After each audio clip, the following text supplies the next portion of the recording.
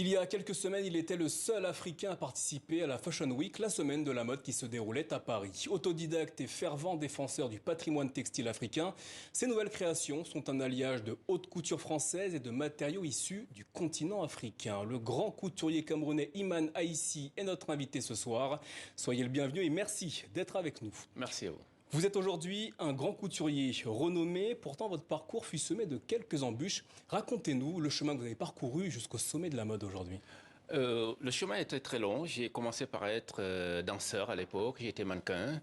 Et en même temps aussi, pendant que j'ai mené les deux carrières, j'ai toujours cousu. J'ai commencé à dessiner à mon enfant de très bas âge.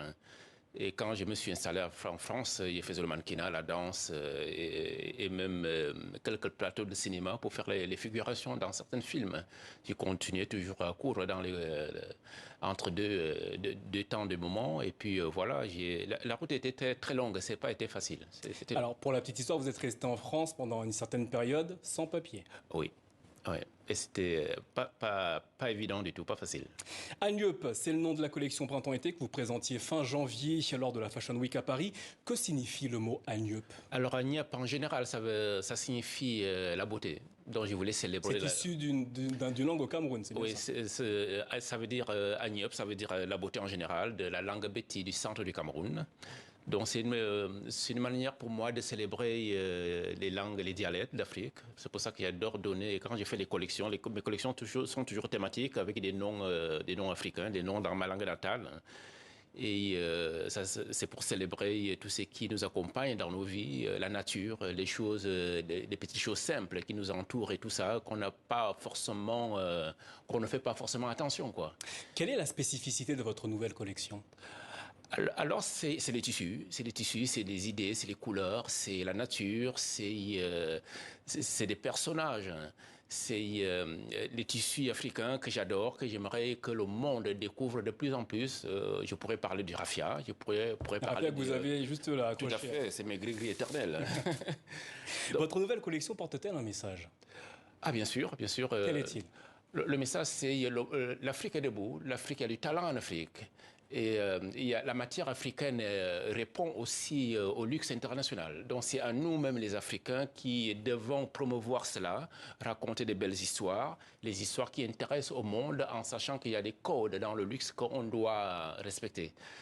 La matière africaine a tout à fait sa place dans le luxe. Donc le raffia, je vais me répéter, que je porte ici, tout ce qui est des tissus faits main, les kitas, les tissages à la main, les tissages traditionnels, je veux dire. Je peux citer les kentés du Ghana, je peux citer les tissages ivoiriens comme normalement on trouve aussi les kentés au Ghana, en Côte d'Ivoire, pardon. Il y a les faso d'Anfani, et on a les voiles de coton de Mauritanie, on a les écorces d'arbre du Cameroun également. Oui, bien sûr. On a tout ce qui est la variation qu'on appelle tout ce qui est des tissus de teint à la main de façon ancienne. Qu'on appelle autrefois au Cameroun, mon mari est capable, parce que comme c'était long à faire, ça coûtait cher, et quand on voyait une femme avec ça sur le dos, on savait que le mari avait casqué, c'est drôle, en même temps. Votre travail est un mélange de techniques traditionnelles, vous venez de le dire, qui s'appuie également sur des tissus artisanaux. Est-il difficile d'allier les deux? C'est pas évident. Moi, dans ma manière de travailler, j'essaie toujours de balancer, de tamiser les choses pour que les tissus bruts que j'ai besoin de leur donner leur lettre de noblesse et le luxe,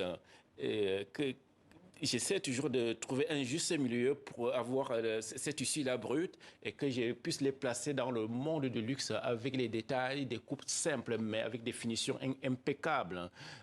Nous sommes appelés à arracher notre place aussi par rapport à tout ce que le monde célèbre comme le monde du luxe. Les Africains, ils ont toujours acheté le luxe des autres, mais il est temps aussi qu'on propose au monde ce qu'on sait faire. Et la beauté africaine, le talent africain, la matière africaine, je crois qu'il faut, il y a du travail, il faut travailler, ça se donne pas. Vous figurez dans le calendrier officiel des défilés de haute couture depuis 2020 en tant que membre invité. Vous êtes le premier homme noir à accéder à cette élite. Qu'est-ce que cela représente pour l'autodidacte que vous étiez? Ça représente beaucoup de fierté, pas seulement pour moi, pour l'homme noir que je suis, pour mon continent, pour mon pays, pour tous les Africains, pour tous les Noirs et pour tous les amis de l'Afrique. Parce que j'ai dit toujours que si les choses ont été longues, on peut se poser la question, tout ce temps, il n'y a jamais eu de Noirs et pourquoi? Peut-être qu'il y a des raisons pour ça, il y a des raisons pour tout. Hein. Mais il était temps. Il était temps, donc je suis là. J'espère que je représente l'Afrique et que je le représente bien, j'espère. Justement, vous militez pour la reconnaissance des tissus africains, tout en fustigeant le wax. En quoi cette invention hollandaise a-t-elle freiné le développement des tissus africains? Moi, je pense que c'est compliqué. Je crois que j'ai dit toujours que les Africains eux-mêmes, ils ont participé à l'agonie de l'Afrique.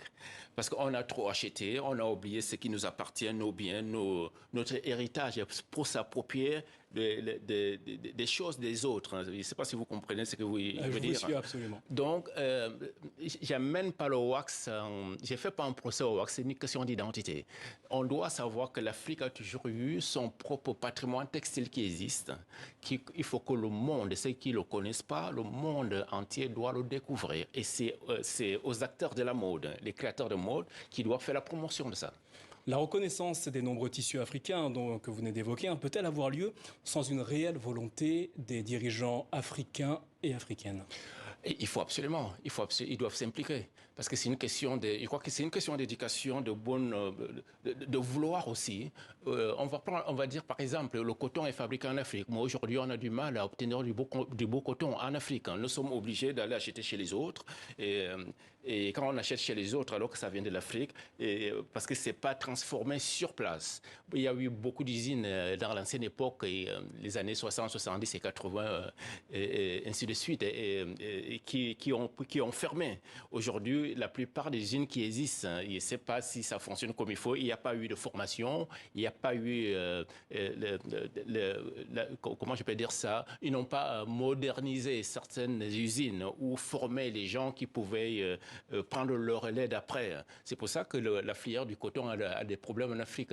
Et aussi la compréhension, la formation, et puis faire comprendre aux gens qu'ils doivent consommer africain. On ne fait pas du coton en Afrique pour spécialement l'amener à l'étranger. Il faut aussi qu'on doit le consommer sur place. Moi, en tant que designer de mode, j'ai besoin d'acheter le coton brut transformé sur place en Afrique. Et parfois, ce n'est pas le cas, parce que ce qu'on achète en Afrique, c'est soit il n'est pas bien traité, soit c'est le coton qui est parti ailleurs. Quand ça revient, ça devient trop cher et ça pose problème. Eh bien, je pense que le message est passé ce soir. Imane Aissi, merci d'avoir répondu à nos questions dans le Journal Afrique.